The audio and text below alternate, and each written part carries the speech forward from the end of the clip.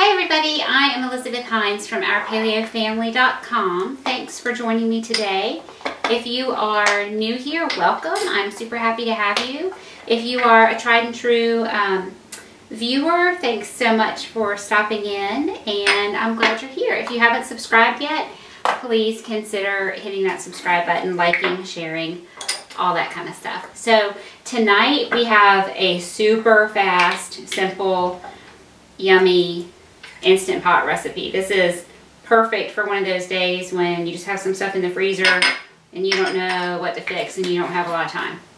So we're making Lowcountry boil, or so I'm in North Carolina.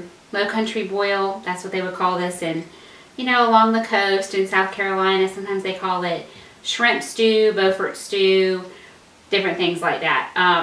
And we're doing it in our Instant Pot, and all it is a bunch of stuff we're going to put in, cook it for 9 minutes, and then we'll have this yummy dinner. So let me just show you the process. Usually I'm sauteing something, and we're not doing that tonight, so I don't even have to turn my pot on.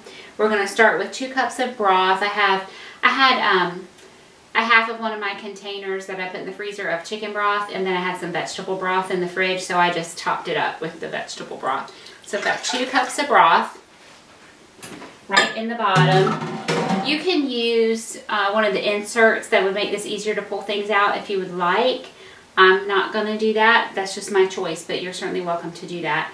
I have a lemon that I've simply cut in half, and I've done my best to get the seeds out. You know, sometimes there are a few kind of down in there. So I've pulled the seeds out. So I have some baby Yukon Gold potatoes. These were from Aldi of all places. They're organic. And this bag happened to be 1.5 pounds. My recipe, as written, calls for 1 pound. But I don't really have anything else to do with these potatoes later in the week. So I'm just going to cook them all. It will be fine, and they will all fit. So that's 1.5 pounds. But I have seen in other grocery stores sometimes they are smaller bags. So pound, 1.5 pounds. You can tailor that to the size of your family. So I'm going to layer my seasonings in here, and you can use what you like. I have chosen to use a teaspoon of Old Bay and a teaspoon of my homemade Cajun Seasoning, which is written up on the website. It's also linked on this recipe. So you know, Old Bay is a very classic seafood seasoning. It's a lot of celery salt. Yeah, that's the #1 ingredient. Celery salt, red pepper, black pepper, paprika. So it has that strong celery flavor. Honestly, I don't remember what's in my Cajun seasoning. I'm pretty sure there is some celery in here, but some of the Cajun seasonings are very spicy. Mine is not, because we just don't like things super spicy. So I'm just going to sprinkle some of this in because we're not going to stir this. So I want to get some seasoning at each layer. Okay, so after the potatoes, we're going to put in the corn. So I have 4 ears of corn, and I'm not going to lie and say that I shucked them, because I didn't. I bought them that way. They had them at Costco this week, of all places. So I am going to cut them in half. Super strong people can just snap them, but I prefer to start it with the knife and then give them a snap. And I can't eat this. Corn is one of those foods I cannot eat, but it smells delicious, and I know my family will really enjoy it. Okay, so a little bit more of our seasoning, just right on top of the corn. Okay, and then we have Andouille sausage. You could use kielbasa. You could use any sausage that you like. They just happen to have, again, at Costco, this organic, gluten-free chicken Andouille sausage, and I thought it looked good. And I'm just using a whole package. You don't need this much, but I know my family will eat it. My son was already asking, are we going to have leftovers? So yes, I'm making plenty. So we've gotten right to the top there. Let me just sprinkle the rest of that in.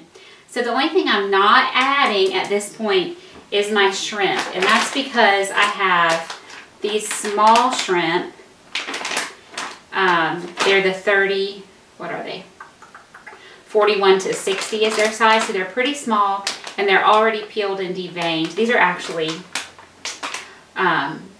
wild caught shrimp from Aldi, so that's a pretty good deal. So you need 1 pound of shrimp. And because these are small and they're already out of their shells, they will cook. They would get overcooked in there in 9 minutes.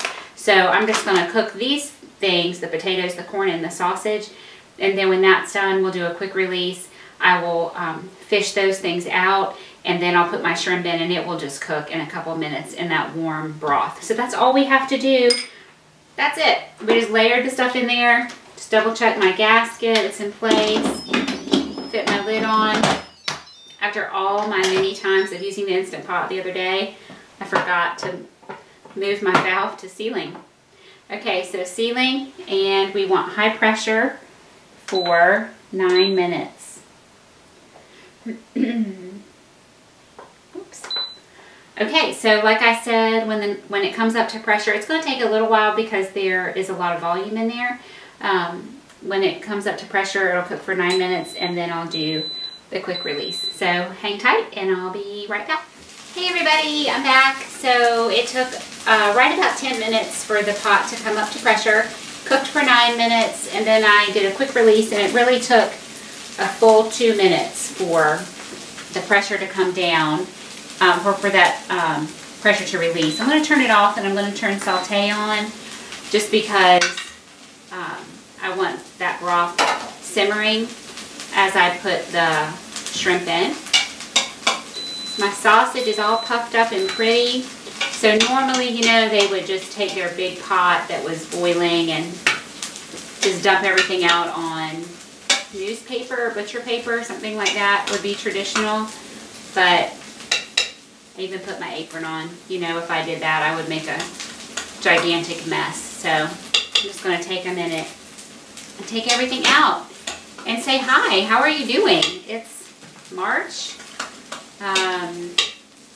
In North Carolina anyway, we're starting to have some decent weather. We've had so much rain, so much rain. And I looked at the weather forecast today. There was no rain predicted for 5 whole days. So I washed my car. That's one of my little idiosyncrasies. I really can't stand having a dirty car. So I washed my car today. The sun was shining, there was a decent temperature out, and that was a real treat. So I hope you're having some nice weather as well. I've got to remember to take a picture of this. I've been doing so many videos that I am forgetting to take the pictures for the vlog, and then I go to publish the video, and I'm like, oh, I gotta write up the recipe, and then I realize I don't have any pictures. And then I have to make it again, which my family doesn't mind. So here goes my shrimp. But it's frustrating to me because I want to move on and make a new thing, you know. So put those shrimp in. And they, by the way, I was going to show them to you before I threw them in. Sorry. Those were the Aldi shrimp, and it was 12 ounces. So that's just 3/4 of a pound. And the recipe calls for a pound. But obviously, well, I hope it's obvious to you, the measurements don't really matter. You just don't want to overfill your pot. You know, keep in mind your max fill line. If you have an 8-quart, you can really pack a lot in there. I'm not sure if I said it before, but if you had larger shrimp and they had the shells on, you could put them in with all the rest of your ingredients and they would be fine. But because mine were small and the peels were off, they would overcook during that amount of time. So I'm just adding them in now. I'm not up to boil yet, but that liquid is hot and they're cooking. On the stove I have some okra because I thought okra went well with our sort of southern meal here, so let me just flip that. And then I just finished making some ghee, and I have my seasonings out in case anybody wants a little bit more. These potatoes look really good, and I'll probably have 1 or 2. I'm really feeling very good following the keto diet, and you know what I think the best thing is? I would love to know what you think the best thing is about keto if you were following a ketogenic diet. But what is the best thing for me is that I'm really not hungry very often. And I can go till noon, 2, 3 o'clock sometimes. Just kind of depends on how hard I work out. I usually work out first thing in the morning without even being hungry. And that's just really convenient because I can't just pour myself a bowl of cereal, you know, or make a piece of toast. And so it saves me time not having to eat as often. So I love that. I would love to know what you are liking about keto. Let me check my okra. Okay, this is how my family likes it. I just put some bacon drippings in the skillet, salt and pepper, dump in, well, salt and pepper after the okra. I dump in a bag of frozen cut okra when it's not okra season, which it's about to be. We can have okra in about a month, maybe a month and a half. Okay, so my shrimp are no longer translucent. They are opaque, meaning I cannot see through them. They're slightly pink. I'm just going to scatter those around. So I cooked them in that flavorful broth.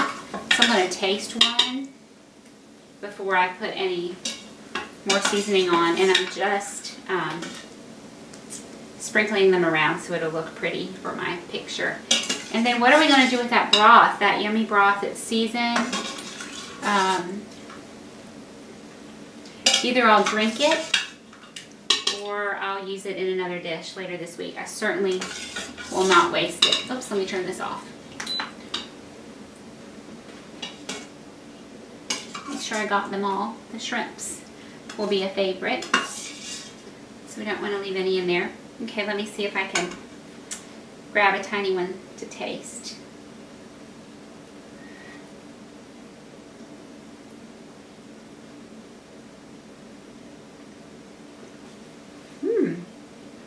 Oh, I should have dipped it in my ghee. I'm just going to sprinkle a little bit of my Cajun seasoning over the top to look pretty. It'll add just a teeny bit of extra flavor. That's it, everybody. That's our Lowcountry boil, shrimp stew. You could add different seafood. You could add some additional vegetables, but this is the classic. The potatoes, corn, sausage, and then shrimp. And it was super fast, so start to finish, less than 30 minutes. And everybody is going to love it because they're going to be able to pick at it and get exactly what they want. And just because we always have to have something green, always, I have some quick sauteed okra on the side. So thank you again for tuning in, everybody.